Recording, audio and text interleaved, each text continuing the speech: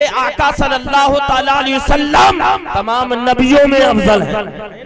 मेरे आका सल्लल्लाहु ताला अलैहि वसल्लम तमाम नबियों में अफजल है।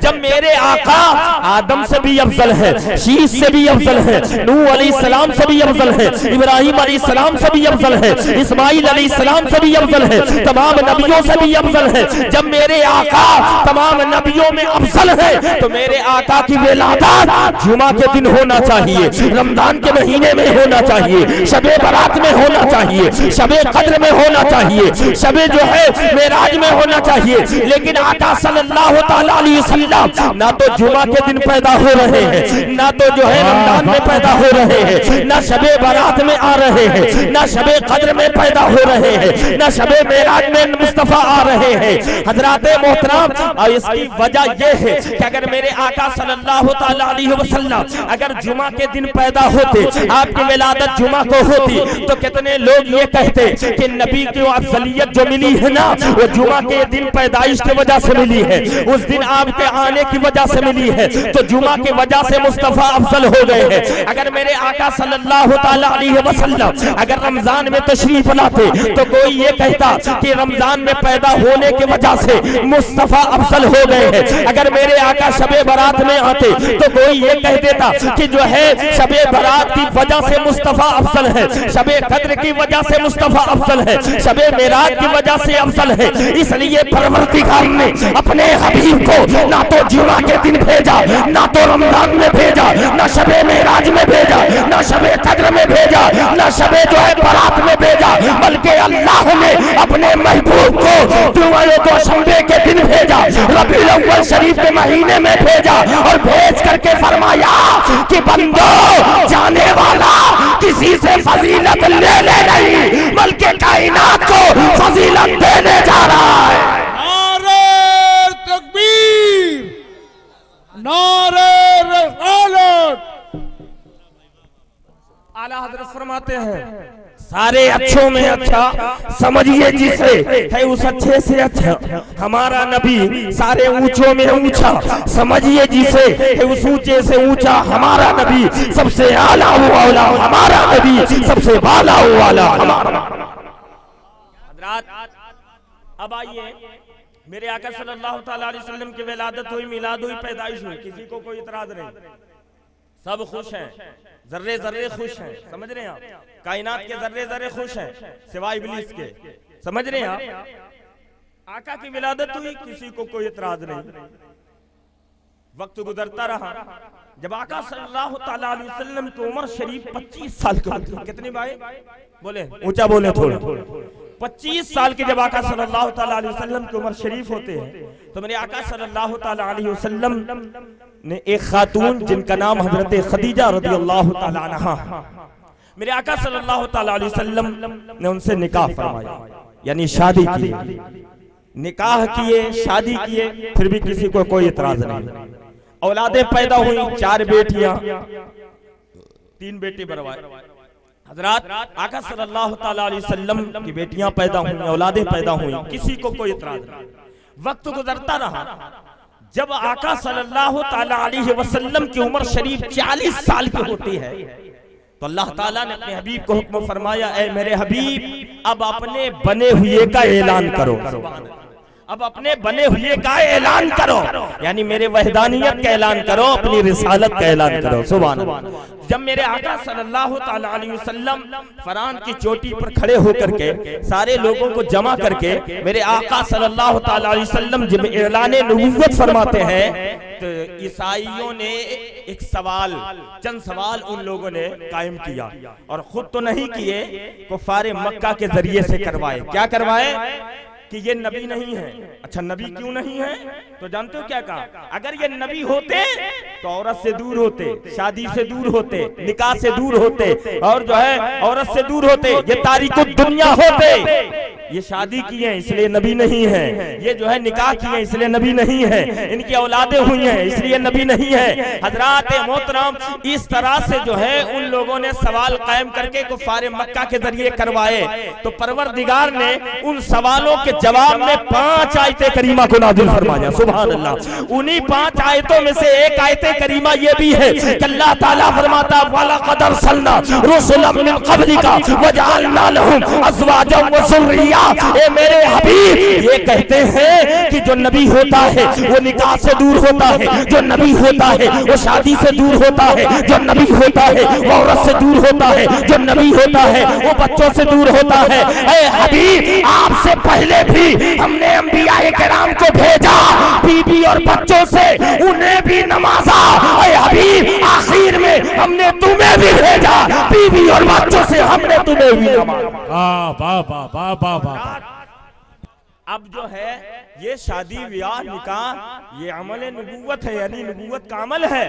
और हजरात बस फर्क ये है कि जो दुनियादार होता है वो अपनी ख्वाहिशात के लिए करता है, अपने नफ्स के लिए करता है, लेकिन जो अल्लाह के महबूब बंदे होते हैं वो अपने नफ्स के लिए नहीं बल्कि अल्लाह की रजा के लिए करते हैं, अल्लाह की खुशी के लिए किया करते हैं। हजरात अब इसको समझने के लिए मुख्तसर में जो है एक झलक दे दूं।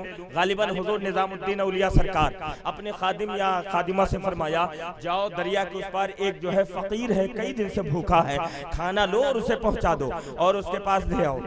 अब वो खादिम खाना लेकर चला और जब चला तो क्या देखा, दरिया में सैलाब है, बाढ़ है, कश्ती भी बंद है, मल्लाह जाने को तैयार नहीं है। अब उसके बाद वापस पलट के आया, बोले हुजूर हम नहीं जा सकते उस पार। बोले बात क्या है? बोले दरिया में तो सैलाब है और दरिया बाढ़ में है, कश्ती बंद है, मल्लाह जाने को तैयार नहीं है। तो हुजूर निजामुद्दीन औलिया सरकार ने फरमाया, ऐ मेरे खादिम जाओ और दरिया से कहना कि ऐ दरिया मुझे रास्ता दे दे, अल्लाह के उस बंदे ने मुझे भेजा है कि जो शादी तो हो चुके, निकाह तो हो चुके, लेकिन कई साल से अपनी बीवी को छुआ तक नहीं। बोले ना सुभान अल्लाह। यानी जब से निकाह हुआ आज तक वो छुआ तक नहीं। और उसके बाद वो गया और जाने के बाद दरिया से कहता है, दरिया मुझे रास्ता दे दे, अल्लाह के उस बंदे ने भेजा है जो शादी तो किया लेकिन आज तक बीवी को छुआ तक नहीं है। दरिया में रास्ता मिल जाता है और वो जो है खादिम उस पार जाता है, क्या देखता है, एक फकीर बैठा है और उसके बाद खाना पेश करता है। वो जो है फकीर खाना खा लेता है और उसके बाद जब चलने का इरादा करता है तो फकीर ने खुद कहा, ये बताओ जाओगे कैसे? कहा यही तो मैं भी सोच रहा हूँ, आया हूँ झूठ बोल के। तो फकीर ने कहा फिर झूठ बोल के चले भी जाओ। कहा कैसे आए हो? कहा मैंने दरिया से ये कहा कि दरिया मुझे रास्ता दे दे, अल्लाह के उस बंदे ने भेजा है, निकाह तो किया है मगर बीवी को आज तक नहीं छुआ है। दरिया में रास्ता मिल गया, मैं इस पार आ गया, आपको खाना पेश किया। तो फकीर ने कहा जब झूठ बोल के आए हो तो झूठ बोल के चले भी जाओ। कहा क्या कहूंगा? कहा जाना दरिया से कहना, कह दरिया मुझे रास्ता दे दे, अल्लाह के उस बंदे ने मुझे भेजा है जो 40 साल से आज तक कुछ खाया तक नहीं है, एक लुकमा तक नहीं खाया है। अब उसके बाद वो दंग रह गया, ताज्जुब में पड़ गया और कहने लगा कि मेरे ही सामने सारा खाना खा गए, प्लेट साफ कर दिए और कह रहे 40 साल से आज तक कुछ खाया ही नहीं। खैर वापस आता है, दरिया से कहता है, रास्ता मिलता है, बारगाह निजामुद्दीन औलिया में हाजिर होता है, दिल में सोच रहा पूछ लो।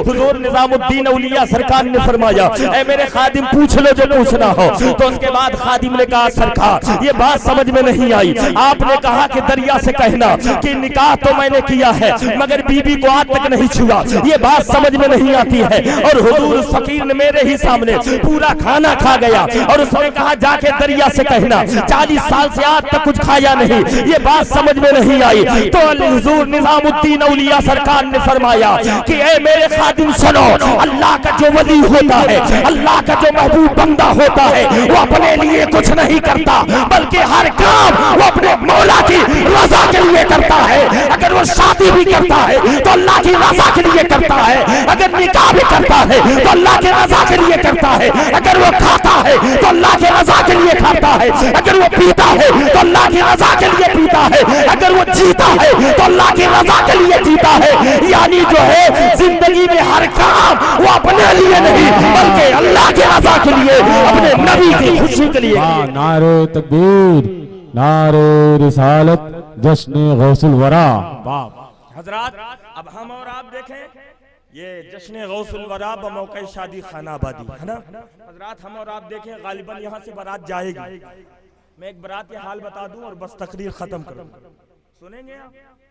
बारात तो माशाल्लाह जाते ही आप कहाँ छोड़ेंगे, नौजवान तबका तो छोड़ता ही नहीं। एक बारात की बात ये हकीकत है हजरात सुने। 30-35 गाड़ियां थी, उसमें से कई गाड़ियां खाली गई। जिस गाड़ी में मैं था उस गाड़ी में भी ड्राइवर और मैं पीछे खाली। मैं इंतजार में था कोई बैठे तो चले। तो जानते हो उसने कहा नहीं गाड़ी बढ़ाइए। मैंने कहा क्यों, पीछे कोई नहीं बैठेगा? कहा नहीं हजरत आप अकेले चलिए, 4-5 गाड़ियां और भी इसी तरह हैं। मैंने कहा कि ये खाली क्यों ले जा रहे हैं? कहा आप नहीं समझिएगा। मैंने कहा पहले समझा दो तो फिर मैं आगे बढ़ूं। कहा हजरत 2 दिन पहले मेरे पड़ोसी से बारात गई थी, पड़ोसी के बारात गई थी और उसमें 30 गाड़ियां गई थी, इसलिए मैं 35 लेके जा रहा हूँ। खाली ही क्यों ना जाऊं, उससे कम ना, है ना? ये ख्याल, ये सोच। और फिर जो है ऐसे लोगों के हाल क्या होता है, जिस्म पर जो है अंग्रेजी लिबास है, चेहरे पे दाढ़ी नहीं है, फिर वो आकर के जानते हो काजी इमाम आलिम से फिर बहस करता है। हजरत महर इतना नहीं इतना होना चाहिए, और जो है नजराना कहाँ लिखा है, इस तरह से बहस करता है। हालांकि नुकसान किसका करता है मालूम है? ऐसे वक्त में दुआएं करना चाहिए और वैसे वक्त में वो बहस करता है। बचा कीजिए अल-मुख्तसर। उसके बाद खैर हजरात गए, जाने के बाद अब वहां जब पहुंचे बराती खाना खाया, निकाह हुआ, सारा जहेज गाड़ी में लद गया। और उसके बाद जब सारा जहेज लद गया तो लड़की का जो बाप था यानी दुल्हन का बाप, वो आया दूल्हे के बाप के पास और क्या कहता है, मियाँ सबसे जो कीमती जहेज है ना वो तो अंदर ही रह गया है। अब वो दूल्हा का बाप खुश हो गया, एक तरक जहेज वो भी कीमती अभी अंदर है, खुश हो गया। हजरात जहेज लेना ये भी सुन्नत है, देना भी सुन्नत है, समझ रहे हैं? जहेज लेना देना ये गलत नहीं है, जहेज देना सुन्नत किबरिया भी है, सुन्नत मुस्तफा भी है, सुन्नत सहाबा भी है, सुन्नत अंबिया भी है। लेना सुन्नत अंबिया भी है, सुन्नत सहाबा। अल्लाह ने भी जहेज दिया तो लेना देना ये गलत नहीं है, मांगना ये गलत है ना, मांगना ये गलत है। उसके बाद जो है अब जब खुश हुआ तो बोले कहाँ है बताइए।